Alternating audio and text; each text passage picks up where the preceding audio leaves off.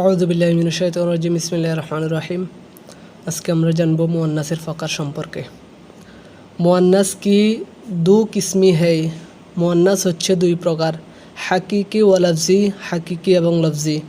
হাকিকি वो है, হাকিকি হচ্ছে ওটা जिसके मुकाबला में হাইওয়ান মুজাক্কার हों, যেইটার বিপরীতে মুজাক্কার প্রাণী রয়েছে। জেসা যেমন ইমরাআতুন মহিলা, इसके मुकाबला में रजुलुन এটার বিপরীতে রয়েছে রজুলুন পুরুষ।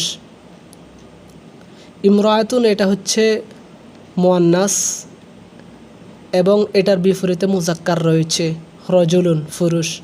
তো যেই মুয়ান্নাসের বিপরীতে মুজাক্কার থাকে সেটাকে বলে মুয়ান্নাসে হাকিকি। और আরেকটা উদাহরণ নাকাতুন উটনি, इसके मुकाबला में জামালুন है এটার বিপরীতে রয়েছে জামাল উট। তো উটনি এটা হচ্ছে মুয়ান্নাস প্রাণী, এটার বিপরীতে মুজাক্কার প্রাণী হচ্ছে উট। লফজি वो है, আর লফজি হচ্ছে ওটা जिसके मुकाबला में হাইওয়ান মুজাক্কার नहीं होए, যেটার বিপরীতে মুজাক্কার কোনো প্রাণী নেই।